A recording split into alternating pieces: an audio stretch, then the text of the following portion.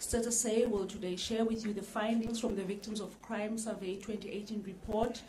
To take your questions at the end of the briefing, ladies and gentlemen, we have Mr. Raphael Kasonga. He is Director responsible for Crime and Safety Statistics. Dr. Isabel Schmidt, Chief Director responsible for Social Statistics. Acting DDG, Ms. Gwen Lishwenya, responsible for Social and Population Statistics. Mr. Risenga Maluleke will deliver the presentation. SG, ready when you are.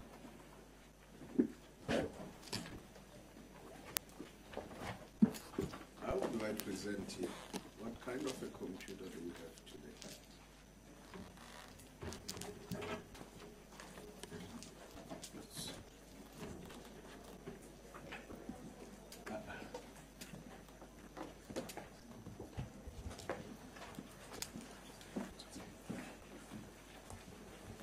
Good morning, ladies and gentlemen, members of the media, colleagues. I see colleagues from DCS show easily because they have to put on their identity with uniform, so it's so easy. Welcome again, colleagues. We want to talk about Victims of Crime Survey for 2017-2018. And of course, I'm sorry if the mic doesn't connect very well to the way they've set up my things here. It's a different setup, but I hope you can hear me. I'll try and project as much possible. Let us look at victims of crimes. Why do we do this crime survey? It's because we have a responsibility to deal with matters of safety, and of course, the National Development Plan as well as the MTSF do remind us that we must always make sure that people of South Africa feel safe. And of course, for us as Status A and as a country, we need to always look at issues of the victims from the side of what they are saying. So we go to the households and talk to them, whereas SAPS wait for cases that get reported. So when you get statistics, the crime statistics from SAPS, it's what has been reported at police stations. But here we are talking about crime, reported or not reported, as long as people indicate that they have experienced such crime. Now, let us look at that. It is, of course, a household-based survey, and we conducted it since 1998, and we have continued to do so. We have dealt with these issues. The Institute of Security Studies tends to take particular interest in these issues, and of course they haven't failed to follow and track the issues of the victims of crime. And of course we do go to 30,000 private households in all the 9 provinces. Now, what is it that we want to achieve in terms of the objectives? To explore the views of households on crime and victims of crime, about crime in general, and of course to explore the public perceptions about the activities of police, prosecutors, courts, and correctional services, and of course provide a complementary data on the levels of crime in the country.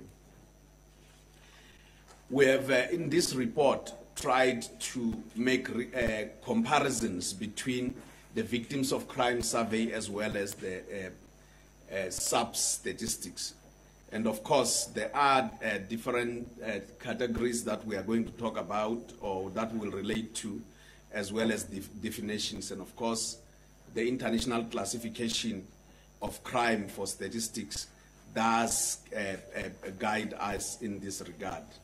And of course, we are saying that whereas there will be different representations in terms of the way SAPS relates to them, and of course we'll talk about some of them. We are saying that the Victims of Crime Survey covers only 13 household crimes as well as 7 individual crimes. And it doesn't cover some of the categories that come from the SAPS. And we know that when we look at the SAPS, we have crimes on business, drug-related crimes, and illegal possessions of firearm. is because these some of these crimes that SAPS is reporting on are illicit crimes, and we don't have investigative powers. So if we were to report on drugs, and these are illicit activities, there's no way we would go to households and people say, no, we know that we have perpetuated something. This is about victims. It's not about perpetrators. Now, when we look at household crimes, we look at the general impact on the households, whereas when we look at individual crimes, we look at the impacts on the individuals in the households. Now, the general experience of household crime in South Africa, there was an estimated number of crimes incidents sitting at 1,545,701 incidents. And these affected the number of households 1,244,152, and this represents about 7.5%, which is up by 0.3 of a percentage point. And you will wonder why we have incidents relatively higher in terms of 1.5 million, 1.5 million, and of course 1.2 million in terms of the households, is because some households may have been victimized more than once in the period under review. So you will have more incidents and lesser households. And then let us look at individual crimes. We are saying that there were, in terms of incidents, 1,682,624 incidents. And of course, in terms of the individuals that became victims or victimized by crime, and we are talking about individuals aged 16 years and above, that was 1.4 million. That is exactly 1,417,731. And that represents an up from the previous year that we reported on by 3.7%, and this increased by 0.2 of a percentage point. Now, let us look at crime in general in terms of households and individuals. The lighter color is households, that is the grayish color. The blue color is individuals. And we are saying that the Northwest experienced the highest increase in both households and individual crimes. And you can see that the spike of the Northwest is going a bit higher. But generally, the Free State, Northwest, and Gauteng have experienced an increase in both crimes, that is at household level as well as at individual level. Whereas the Western Cape, Eastern Cape, Northern Cape, and Limpopo experienced a decrease in both households and individual crimes. Now, let us look at household crimes. What has occurred over time? And we are looking at the time from 2013-14 up until 2017-18. And we have generally observed a decline from 2013-14 to 2016-17. And we can only see a slight spike going up there from about 7.2 in 2016-2017, going up to 7.5% in 2017-2018. And that's a matter that we have already reported, that comparing the 2 years, we have seen a 0.3 of a percentage point increase. Now, let us look at what occurs. Housebreaking and burglary was again the dominant household crime in 2017-2018. It accounted for about 54% of all household crimes, and of course followed by home robbery and theft of livestock, poultry, and other animals. And of course we have those that we have lumped together in the form of other, which include murder and other crimes that account for 18%. But certainly housebreaking and burglary was leading at 54% in terms of household crimes. Now, let us look at which ones have increased, which ones have decreased. We are saying motor vehicle vandalism showed the highest percentage increase in crime.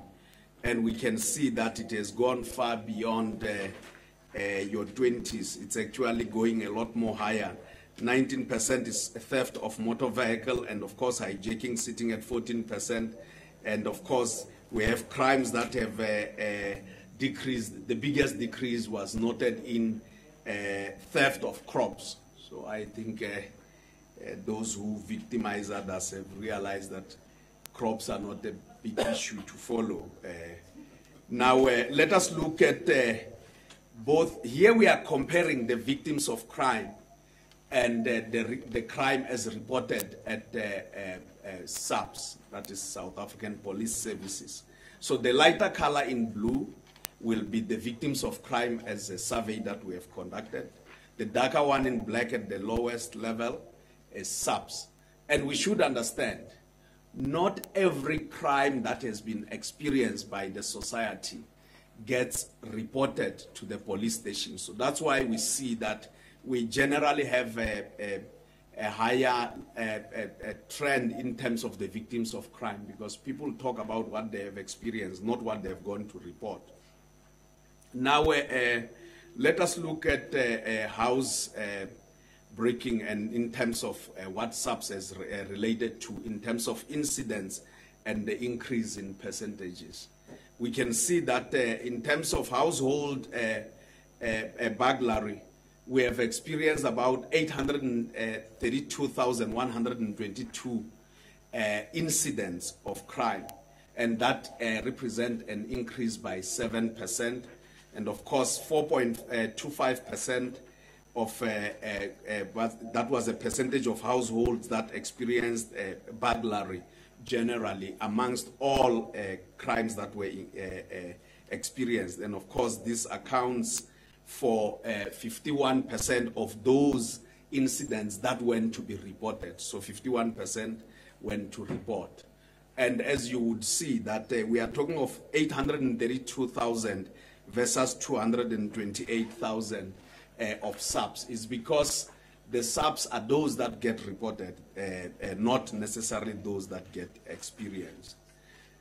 Now, what did households lose when there were house breakings? Clothes accounted for about a third, 31.6% were accounted for by clothes that were stolen during the victimization of crime in terms of house breaking. And of course, cell phones accounted for 23.6%, and foodstuff 22.2%, and of course, money 20.4%, and personal effects in the form of watches and jewelry accounting for 17.6%. I think those who perpetuate crime even have time to eat in the households where they go. But let us look in terms of satisfaction with police response to a house breaking. About 33% of the households reported that reported house breaking were satisfied with police response.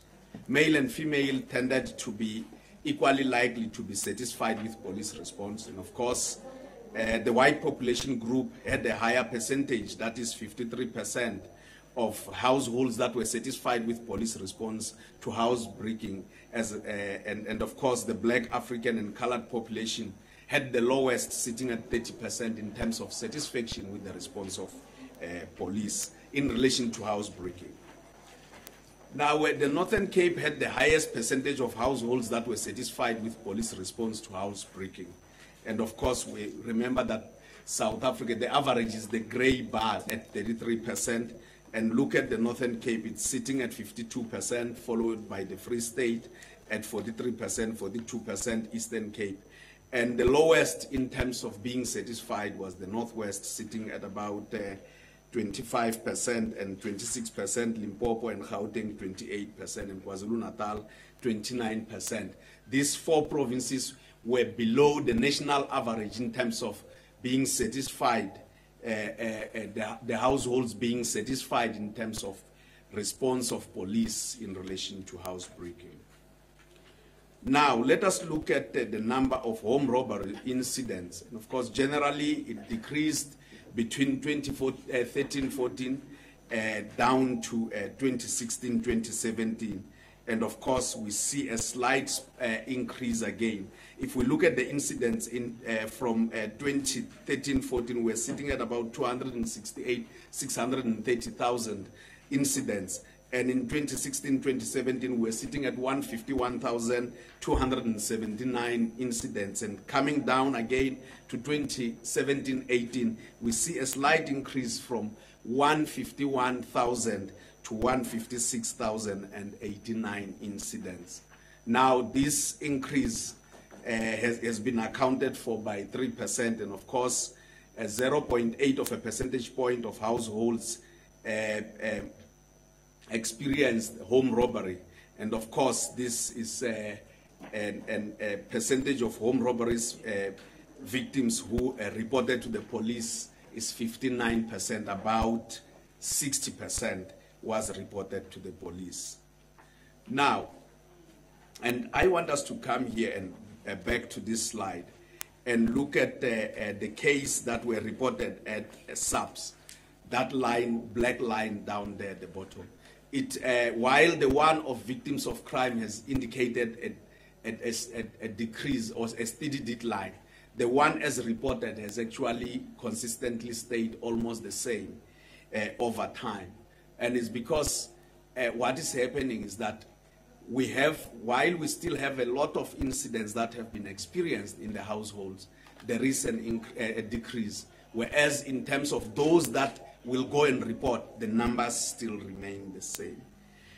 Now, let us look at the number of incidents of theft of livestock, poultry, and other animals during the period 2017 and 2018. We see, of course, the blue line starts from 2013-2014 with a decrease, and of course, it plateaus a bit, and finally, it shows a serious decrease again to 159,421 incidents, which shows a decrease in terms of 1%. And of course, that in terms of households that experience livestock theft accounts for 0.77 of a percent, which actually shows an increase by 0.4 of a percent, 0.4 of a percentage point, and 29% of those who experienced livestock theft went to report this to the police. Now, let us look again at murder, and we should expect this. Murder is, whether reported or not, the police will always, once they learn of that, they will always act because this is a loss of life, and they will always move speedily.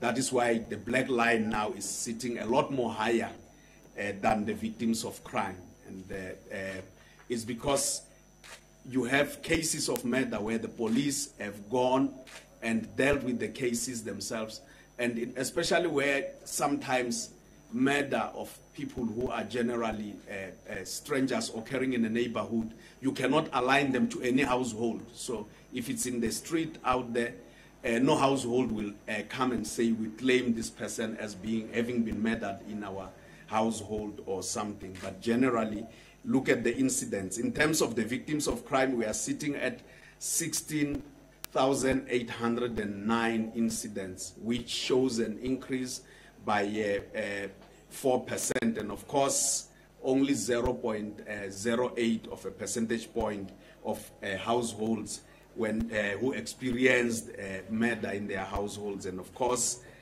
those that got reported is 89%, and you would expect that when there's loss of life, the society is always geared up to have to go and deal with issues of reporting to the law enforcement officers.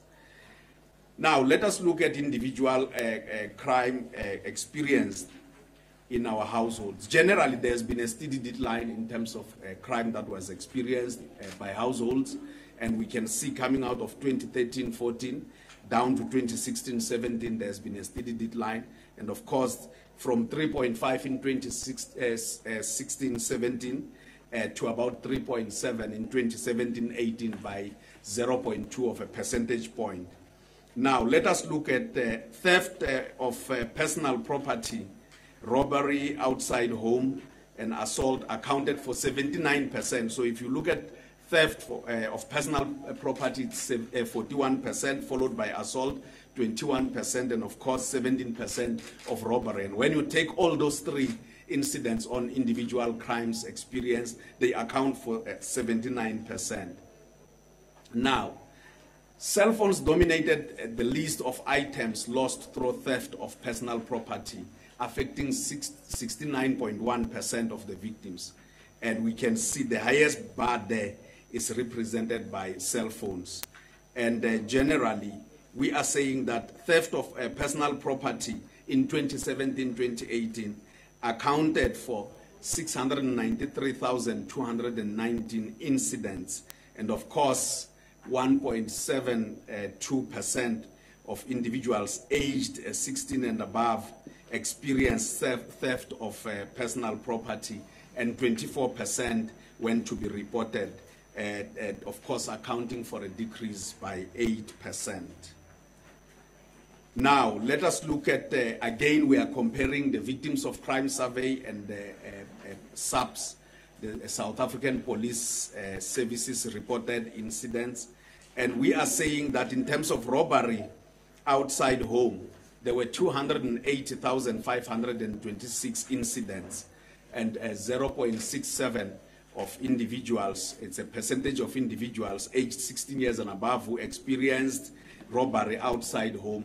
And of course, 36% of those went to report with the law enforcement officers in terms of the police, and that represents 3% of an increase from the previous year.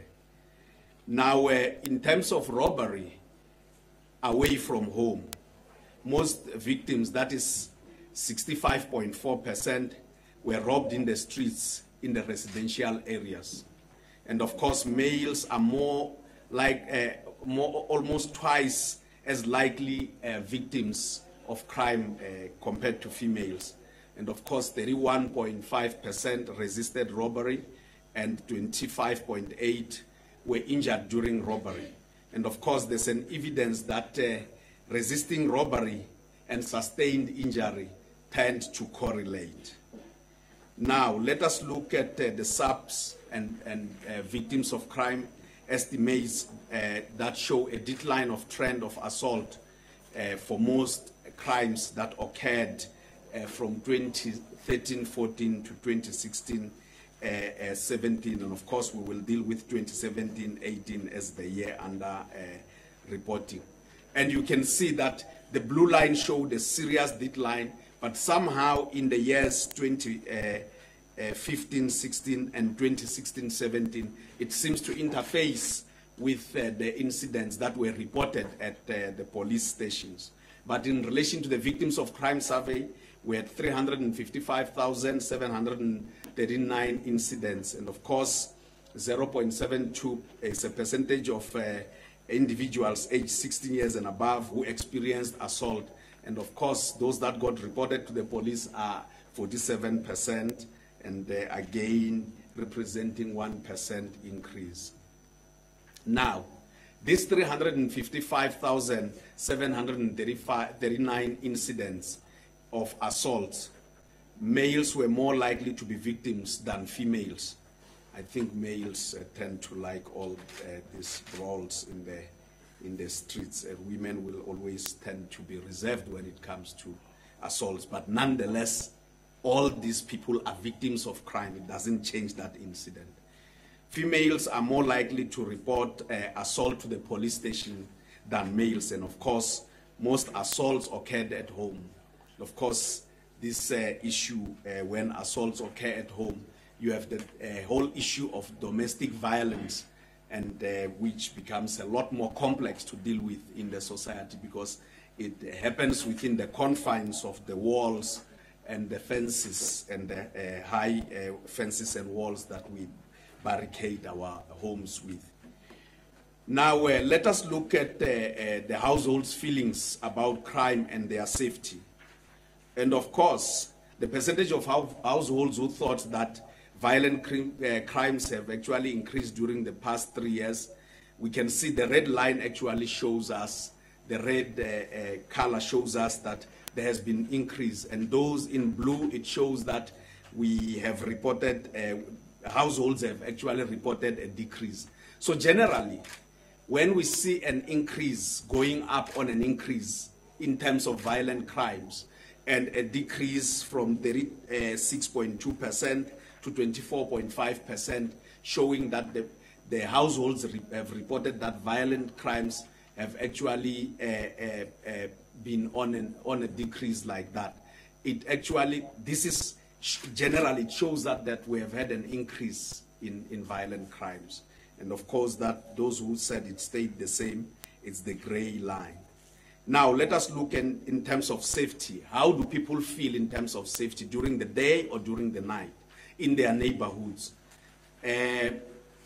We moved from 2013, 2014, where people indicated 87% of saying they are safe in their neighborhood during the day, to 79%. Now look at safety at night. It's actually relatively lower, coming out of 35% 2013, 2014, sitting now at 32%. So generally the perception is that people are feeling a lot more safer in their neighborhood at night than during the day. And generally it's because not so many people tend to walk during the night. So they are safer when they are actually inside their house, their dwellings. Now, let us look at satisfaction with the police and courts. We have a widening gap of households that indicated satisfaction between police services and how the courts generally deal with the perpetrators of crime. And of course, the blue line is the police. So generally, the households are more satisfied with the work of the police, sitting at 54.2% in the year under reporting, compared to the work of the courts, sitting at 41.1%. And this is the whole issue of the criminal justice system. The first incident of crime, when people have been victims of crime, they go to the police and report. And when they see arrests being effected, they're actually very happy and say the police have arrested the perpetrators.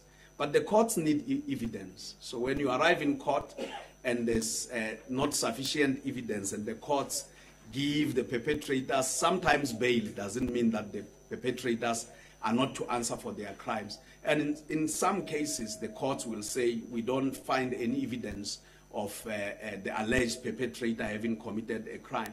Then they let them go. So the households will always raise these issues.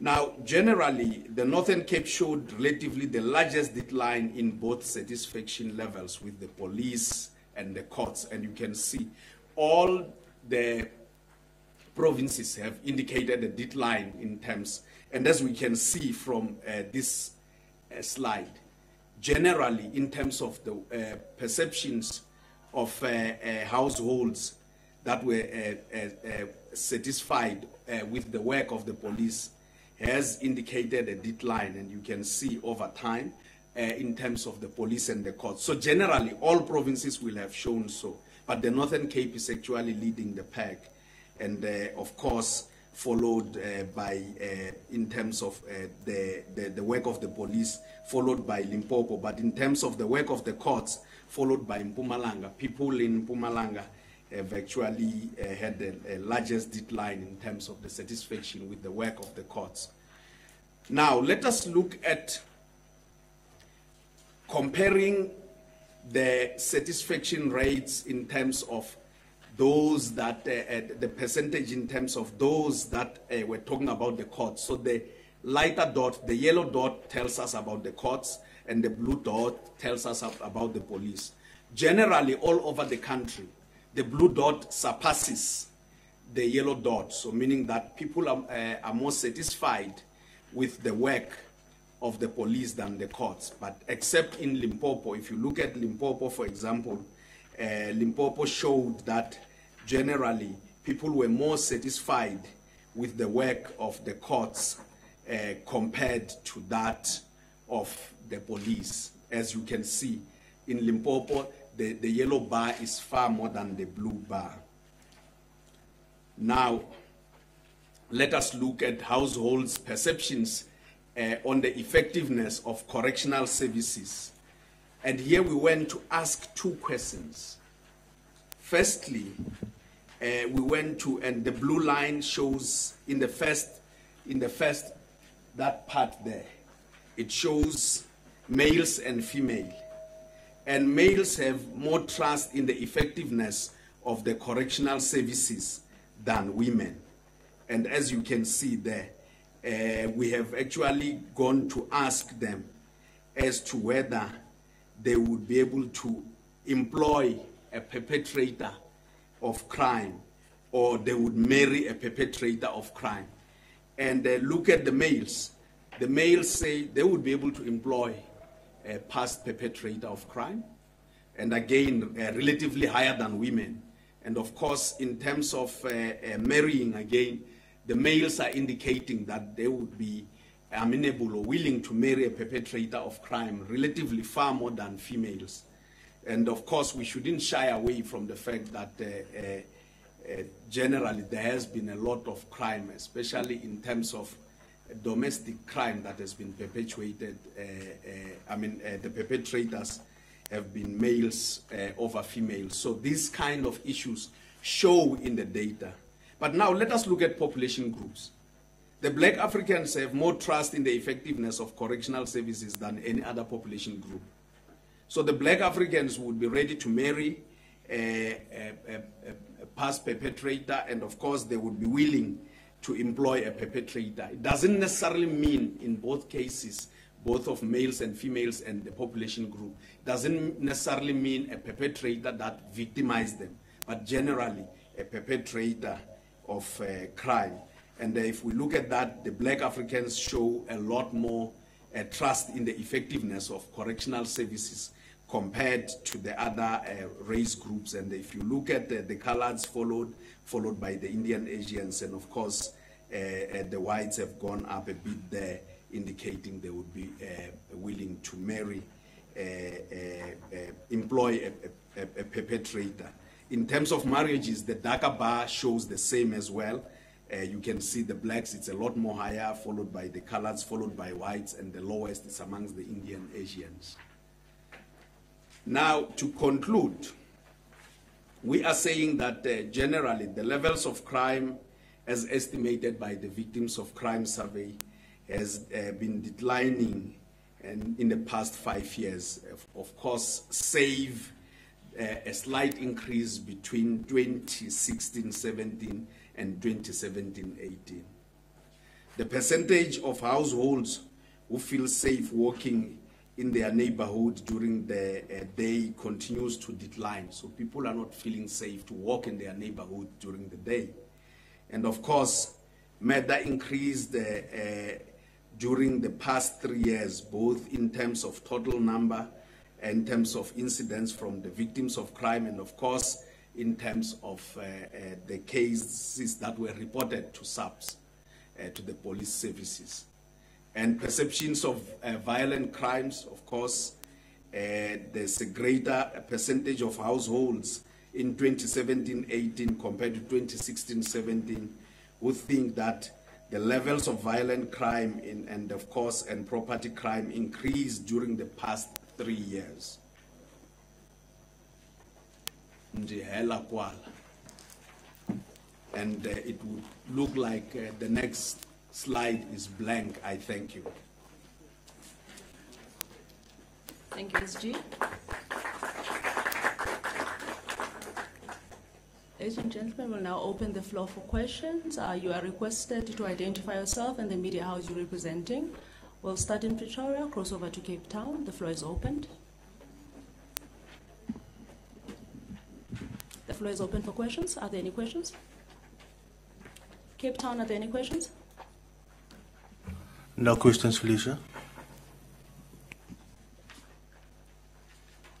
Okay. SG? Okay. Okay. It's really just about the actual information gathering that you're doing, Mr. Maluleka. So you said that you surveyed about 30 households. 30,000. 30,000 households. Are you able to maybe give us an indication of where they're situated? And the reason why I'm asking this is because You know, are you looking at all LSMs, all sort of levels? Is it, you know, people that are living in you know, informal dwellings in suburbs, in leaf suburbs, or in townships? I just want to get an understanding of these people that are giving you this information. Who are we looking at here? And also, with regards to black individuals and colored individuals being the ones that are most you know, trusting in police handling their cases when it comes to household crimes. This is the same as last year. What seems to be the problem there, do you think? Especially now that we are seeing the uprising of certain communities that do feel that they are being let down by the police and so forth. Can you just give us an indication of what these stats are pointing to with regards to you know, these uprisings that we are seeing in these various communities? Thanks. Okay, back to the panel. Firstly, is that when we deal with household surveys, and not only in the victims of crime, we make sure that all the settlement types in the country are represented. Because then Stats SA would never publish anything that is not a representative sample. So we make sure, in the weight of each settlement type, if there are many of a particular settlement type, they would certainly take a stronger weight, because we take care of the movements of people. So there is no settlement type that would say has been excluded. And in terms of the exact numbers, my colleagues here can deal with those numbers. In relation to perceptions, the whites were the ones that showed a lot more satisfaction in terms of police response, particularly to housebreaking. And we have seen it's about 53%, as compared to any other population group. The black Africans and coloreds were relatively more satisfied with the work of correctional services, because if they could indicate that they can marry a perpetrator or they can hire a perpetrator, it shows that they have satisfaction that such a perpetrator has gone through correctional procedures and certainly would not be a risk to themselves as compared to the Indian Asians and the whites. So the one perception relates to the past offenders coming out of correctional services facilities, and the one perception relates to the work of the police. But generally, if there haven't been any declines in some percentages, we only take what the population is saying. So when we go there and the population say, we haven't seen, firstly, they don't talk in terms of a decline. They give us incidents. And when we go and measure, we find that the number is sitting exactly as last year. I think generally, because there might have been an increase in one other province and a decline in one other province. But when you take the national picture, then it shows the number has remained unchanged. I do not know whether there are additions from my colleagues here. I just would like to refer the question to the technical notes that appear in the report on page 95, where it in detail explains how the sample is derived. It is statistically representative of all the living standard measures groups in South Africa, as well as the Statistician General already indicated all the different geography types. In terms of general satisfaction with the police and courts, if you would like to, we can do a more detailed analysis for you by population group. I think we've presented just a limited section of the findings by population group, and you are welcome to send us an email, and then we can do a more detailed analysis of those attitudes. We'll cross over to Cape Town. Cape Town, are there any questions? No, Felicia, no questions. Back to Pretoria, are there any questions? Maybe my question wasn't understood. I'm sorry. Maybe I just need to rephrase my question. what I wanted to find out, and I thank you for that, I wasn't necessarily, wanting to find out which sort of like suburbs and places reported the perception with regards to police and courts, or rather the satisfaction that people get when they are reporting to the police. What I wanted to find out, and this is my part of rephrasing my question, is what can then, police learn from these stats with regards to these communities that are, as I said, right, at this moment up in arms because they do feel like they are being let down by police. I mean, the reason why we do have these surveys is that police can actually draw from them and to try and fix what is clearly broken. So I'm trying to find out from you, as a statistician general, what is it that can be learned from these figures, especially with regards to what is happening currently? I mean, you're talking about current affairs here, where we are seeing communities that are up in arms because they do feel like they are being let down. If you can answer that for me, thank you. Thank you again for the question. The first thing is we cannot venture into policy and implementation space. And there are reasons for that. We have to maintain our independence, as let's just say.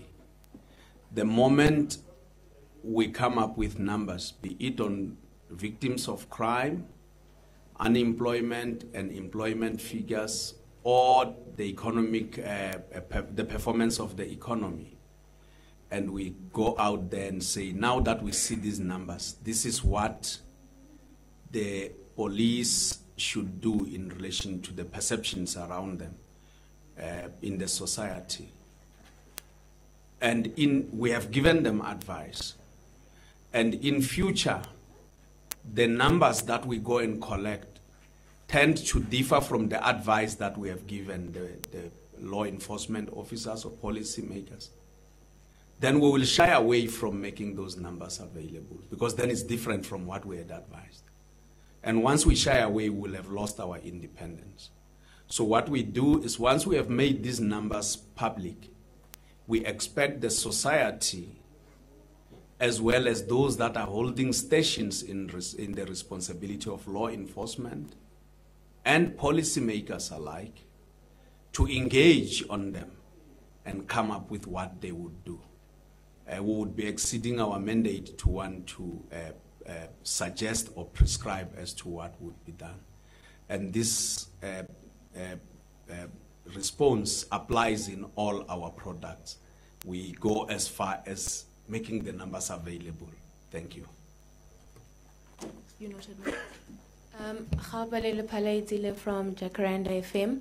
I just saw that sexual offenses decreased by 61%. I just want to know from you, are you confident that this is a true reflection, considering the fact that it's a very unreported crime? Back to the panel.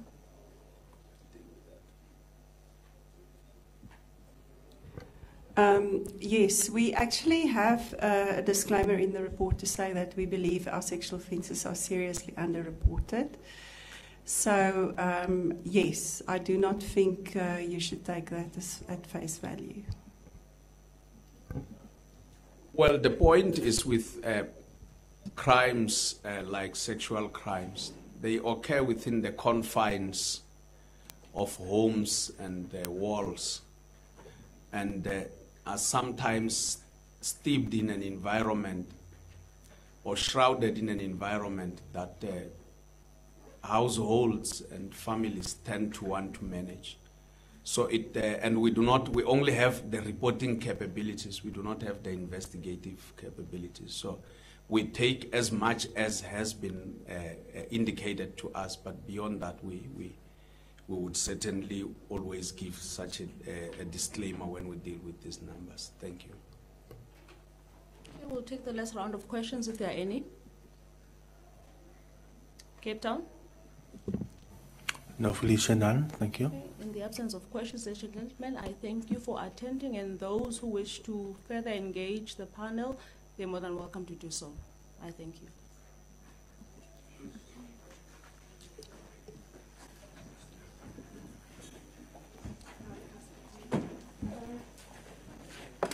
Who do you want me to start?